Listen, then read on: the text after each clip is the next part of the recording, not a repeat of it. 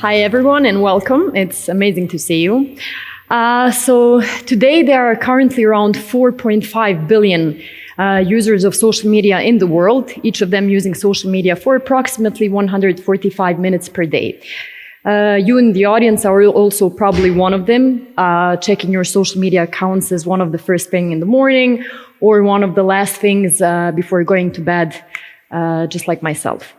So I want to emphasize right at the beginning that I'm not here today to tell you how bad social media is, that you should be deleting your accounts or anything similar. I just want to give you today food for thought so that you can decide for yourself how much, what, and when to consume regarding social media, since I'm aware that most of you in the audience today are not minors, but young adults who can decide for themselves.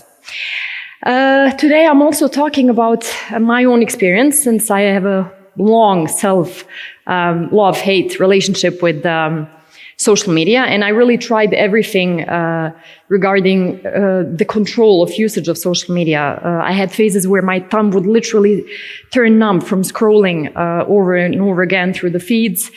And I tried everything from moving my phone to another room to screening my usage time, downloading apps that are limiting your time spent on social media, everything.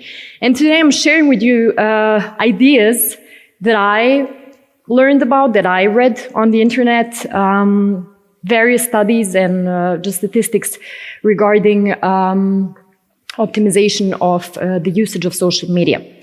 So let me start today with one question. How many of you did honestly, during previous talks, checked your social media accounts at least for a couple of seconds?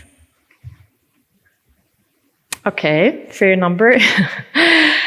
So we all know how much the world changed after the beginning of the social media era. We are aware that social media is a great tool for information, education, entertainment, for connecting people worldwide, for enhancing businesses, empowering businesses, and so on. But we also have to be aware that social media has its cons as well, most of them being related to mental health and the quality of life itself. It is useful to know also how social media influences our brain and how come that we get so addicted to it. Okay, but before going into that, I would like to share information also on the fact that social media addiction is not officially categorized as an addiction.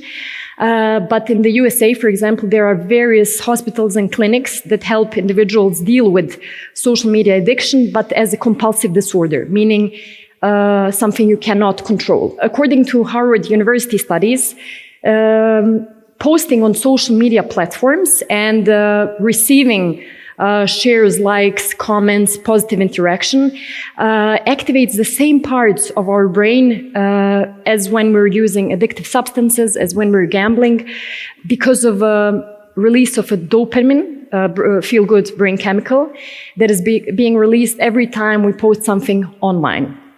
So because of dopamine, we actually get addicted, and we can literally get high from using social media as well as from using cocaine, for example. Let me define optimization as well in the beginning, for those of you who might not be familiar with the term. So optimization refers to finding the best possible solution to a problem. And the problem I'm going to be targeting today is how to optimize the usage of social media so that it benefits you and not harms you. So there are, in general, many concerns regarding social media, usage of social media, and I'm going to break down the problem for you today in 4 categories. So the first thing we're going to be talking about are the algorithms. The second are fake news. The third is the content in general we're consuming. And the 4th is the time you're spending on social media accounts. After going through these threats and concerns, we're going to also talk about how to optimize or overcome these 4 things. Okay, so first, algorithms. What are they? Algorithms are social media tools which are very biased, used to gather information about your behavior, about your preferences and likes. And then what they do, they send you personalized content over and over again so that you end up in vicious cycles of actually the same content. And this is called doomscrolling. Doomscrolling is dangerous for a couple of reasons. Firstly, It can narrow down your worldviews. It can decrease your creativity. It can decrease your power of exploration, decision-making processes, and so on. And then you can end up in a mental state which is called echo chambers. And what happens is that basically a person who happens to go through this is basically in an environment where they are bombarded with the same content that aligns with their worldviews. And that's why people get so addicted to social media, because they have the feeling if they miss out, if they stop using social media for a certain amount of time, they will be missing out of trends, of jokes, of invitations. They will be isolated of their friends and family and so on. And this can long-term lead to depression, anxiety, low self-esteem, and all other things related to mental health. The second thing we're going to be talking about are fake news and clickbaits. So we're aware that nowadays information spreads faster than ever, and especially because of that, we have to develop our critical thinking skills. And we have to really be careful whom we trust and which sources we use. We have to be really picky about that, because according to an MIT study, fake news spreads 2 times faster on Twitter than real news. And youngsters especially don't know the difference between fake news and real news. Let's move on. What I forgot to say is this is because of something called cognitive biases. So cognitive biases are actually mental shortcuts in our thinking process related to reasoning, recalling information, or assessing something. And we're all prone to cognitive biases. Christina talked about that today. They're just part of being human. The third thing I'm targeting today is the content in general that we are consuming on social media. So we are aware that influencers are the role models of the 21st century, and that they're a tool of spreading trends and information. That's their job. But what is dangerous here is that a lot of influencers and in general, the content we see on social media is fake. It's not real. It's heavily manipulated. People use various questionable filters that change the way your face looks, that change the way your body looks, your height, your weight, literally everything. And then youngsters who have not developed a healthy level of self-worth, of a healthy body image, a healthy level of self-esteem, they start comparing themselves to what they see. And according to psychologists and psychiatrists, they can end up again in depressive episodes, they can develop anxiety, low self-esteem, and so on. So according to a recent UK study, even 90% of women were using filters while posting their images online. 90%, that's a lot. Okay, fourth thing is the amount of time we're spending on social media. So there is no general consensus on how much time is too much. But again, studies and psychologists, experts, they agree that if you spend more than 5 hours per day on social media, you might be already addicted. Now you have to decide for yourself, because, for someone 5 hours is nothing, for some other people 5 hours is maybe too much. But here are 4 questions that can help you to maybe answer yourself honestly and to see if you have problems with overconsumption of social media. First question would be, is my social media consumption standing in the way of me communicating with real life people, such as my family and friends? Okay. Second question, is it harder for me to focus on everyday activities, such as my job and learning, because of the need to check social media?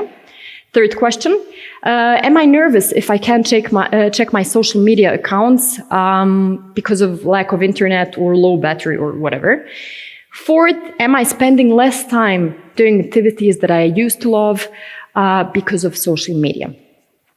Okay, now if you answered with yes to all of these 4 questions, now we're going to turn to the part about how to optimize, how to overcome this threat that is posed by overconsumption.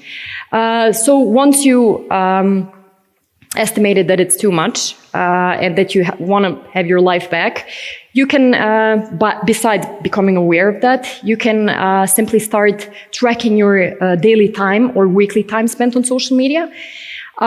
You can also download apps that are actually limiting your time if you cannot control yourself. You can develop a habit of leaving your phone, laptop, or other technical gadgets in another room. And yeah, just be conscious about this. Second thing we talked about are algorithms. And now that we are aware how they work and what they can do to your consciousness, a couple of ways in which you can optimize them or overcome the threats that they pose is, firstly, eliminate suggested feeds. Secondly, confuse the algorithms from time to time. Start liking or following some pages you have actually zero interest in. And delete also your search history. This will help. We talked also about fake news.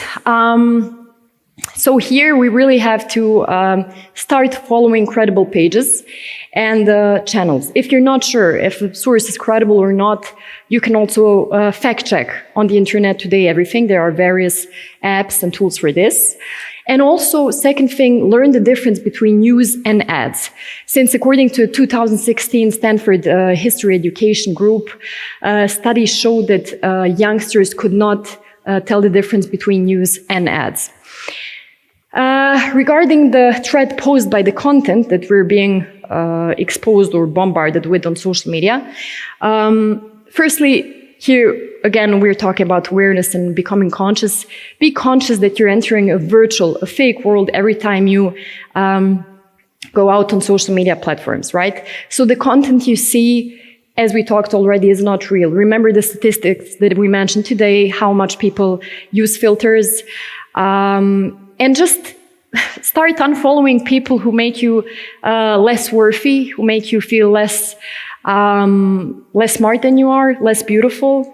Love yourself and don't compare yourself to a virtual world.